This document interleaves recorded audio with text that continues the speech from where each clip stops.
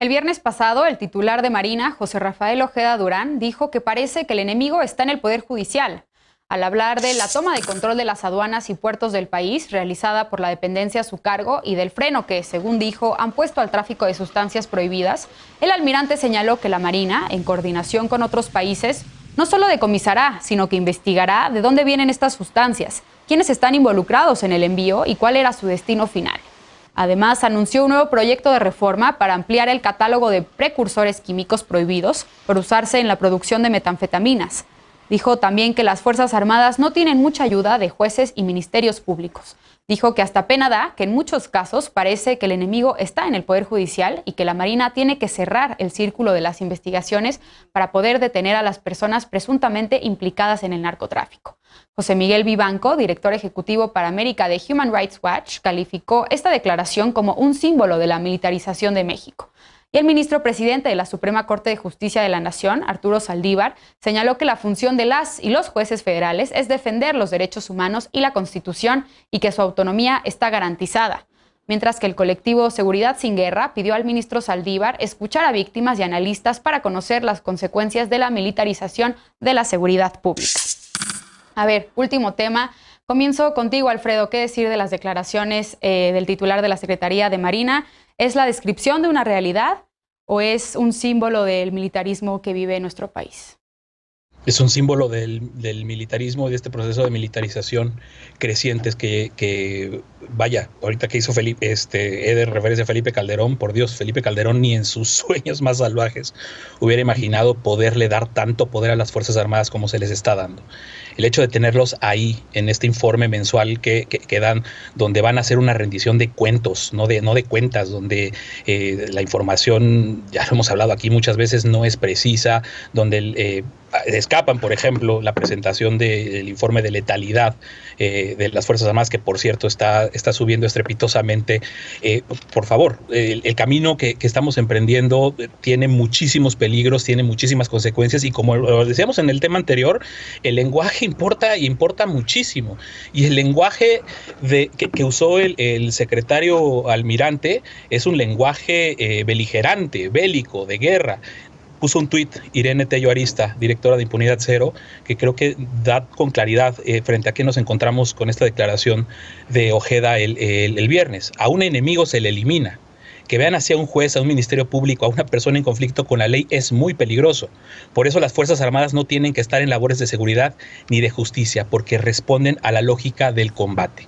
¿Cuánto de ese lenguaje que todos los días también se está presentando para señalar que se incrementaron los delitos graves y todo lo que ha alimentado el militarismo y el punitivismo ya está en niveles bastante preocupantes y empiezan a darnos señales, algunas encuestas incluso de ello, como la encuesta nacional de cultura cívica del INEGI que se presentó recientemente, donde el 40% de la población estaría de acuerdo con un gobierno encabezado por militares, para decirlo pronto, con un gobierno autoritario y antidemocrático. Un gobierno encabezado por militares no cabe en una democracia. Y lo que estamos haciendo, tolerando y permitiendo con este tipo de discursos que parecen como, ay, el secretario solo hizo un diagnóstico de un problema que todos conocemos, por favor. Uno, ni le corresponde.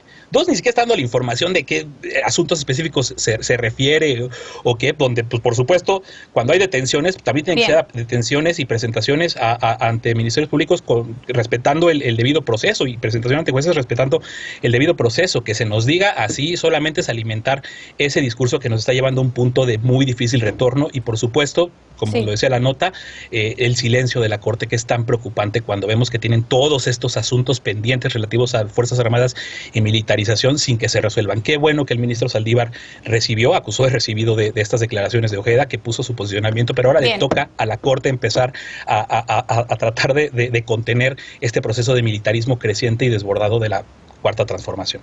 Lisa, hemos discutido en esta mesa pues el papel de la Secretaría de Marina al controlar los puertos y aduanas del país. ¿Qué decir tras las declaraciones de su titular?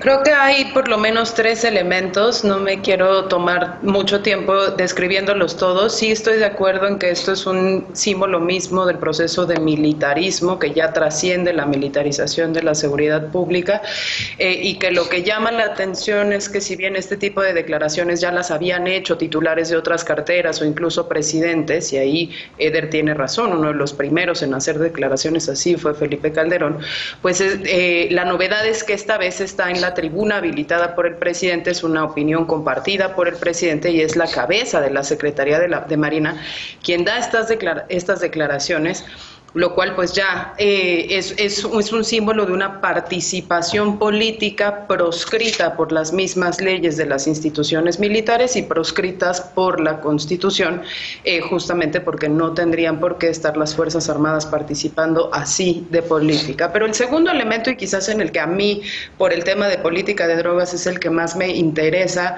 resaltar, es la desinformación que se dio en la mañanera con las declaraciones del titular de la CEMAR. Evidentemente voy a condenar sus declaraciones de manera muy enérgica, no se puede amenazar así al Poder Judicial, pero esta, digamos, conversación se tuvo en el marco de una cosa más grande que era, ellos están realizando operativos de incautación de drogas y cuando llegan esos operativos a judicializarse y a fallos en el Poder Judicial, muchos de esos casos se caen, pero en el Inter dio 2 pedazos de información. Uno, que ellos están participando en la investigación del delito y que van a participar más en la investigación del delito.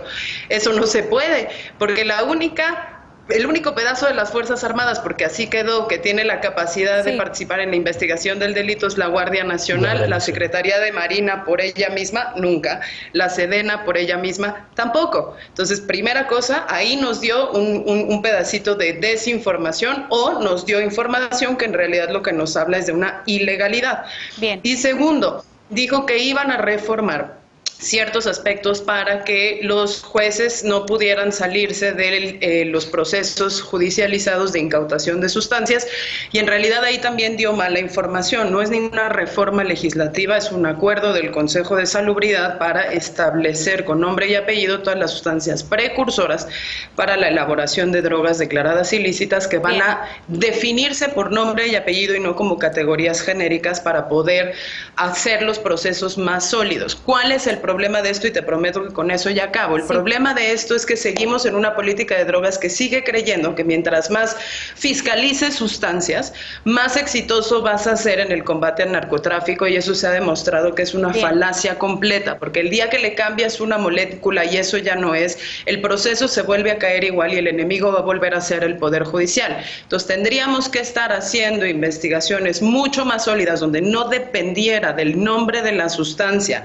la condena que se va a llevar el implicado o el éxito relativo del operativo, porque si no estamos fritos y el enemigo va a seguir siendo ese Poder Judicial o esos ministerios. Ya tenemos que darle la palabra a Eder y les pido brevedad porque el tiempo se fue muy rápido. Tenemos 1 minuto para Eder y 1 minuto para Fer, por favor. Voy a enumerar, a veces es chocante, pero voy a enumerar mi participación. Primero, sí creo que hay jueces y ministerios públicos que son enemigos de la justicia, sobre todo la justicia para las personas pobres, para las infancias. Y en ese sentido, y amigos, por el contrario, de los grandes capitales y sobre todo extranjeros, que en menos de 24 horas los pueden amparar o pueden resolver lo que ellos quieran. Segundo, a mí me da gusto que haya una libertad tal que hasta el titular de la Marina pueda opinar y pueda hacer críticas sobre algún tema de índole público y social. Tercero, coincido plenamente con Alfredo Lecona, el lenguaje importa, y que el titular de la Marina hable de enemigos cuando a las Fuerzas Armadas se les capacita para aniquilar al enemigo. Ahí sí creo que es absolutamente reprochable, y eso tendrían que tener mucho cuidado en la manera en la que emite sus críticas el titular de la Marina o el titular de Sedena. Finalmente, Fer. Bueno, yo no relativizaría estas declaraciones nada más diciendo, bueno, pues sí es cierto que hay algunos jueces que son, porque creo que son 2 discusiones muy distintas y muy separadas, pero sí coincido con Eder en que hay una preocupación general, y a mí no solo me preocupa que de hecho haya jueces que de pronto no resuelven como tendrían que hacerlo, pero sí me preocupa que para la población sea culpa de los jueces cuando sí siguen la ley y un criminal o una persona que cometió un delito sale libre. Y ahí es donde tenemos que aprender también a distinguir que la responsabilidad está del lado de quien hace las investigaciones, de la fiscalía y muchas veces de las propias pruebas que le otorgan las Fuerzas Armadas o la policía, que sin ser parte de esta investigación formal o de los que arman las carpetas, pues son los que entregan estas evidencias que están mal hechas, que se sacaron con tortura, que se hicieron sin las órdenes de cateo o de aprehensión correctas, y cuando le llegan a un juez que recibe digamos, la evidencia de un supuesto criminal autoconfeso con muestras de tortura, pues es algo que no puede recibir, y si sale libre no es culpa del juez, es de toda la cadena que hubo detrás, y creo que también hay un discurso muy fácil del otro lado para echarle la culpa al Poder Judicial. Bien. A ver, Lisa, te interrumpí hace un ratito. Tenemos 20 segundos si quieres terminar tu participación. Simplemente decir es que el Poder Judicial justo no es una institución de seguridad ni de procuración de justicia, es una institución de impartición de justicia. Entonces, si el operativo y la judicialización y el litigio del caso se hizo mal, así como estaba diciendo Fernanda, cuando llega a las manos del juez no necesariamente es culpa del juez no poder retener a una persona en prisión si lo demás estuvo mal. Y que el secretario ya ha dicho, nosotros estamos investigando el delito como Marina, de entrada ya habla de una ilegalidad. Entonces, la culpa es de un juez que está revistiendo o aplicando el derecho, pues no. La culpa es de quien hace las leyes y las aplica como las quiere entender y comete ilegalidades del lado del Estado y del lado de los criminales. Bien, pues ahora sí, vamos a un corte y regresamos con la paparrucha y para despedirnos de las y los panelistas. No se vayan.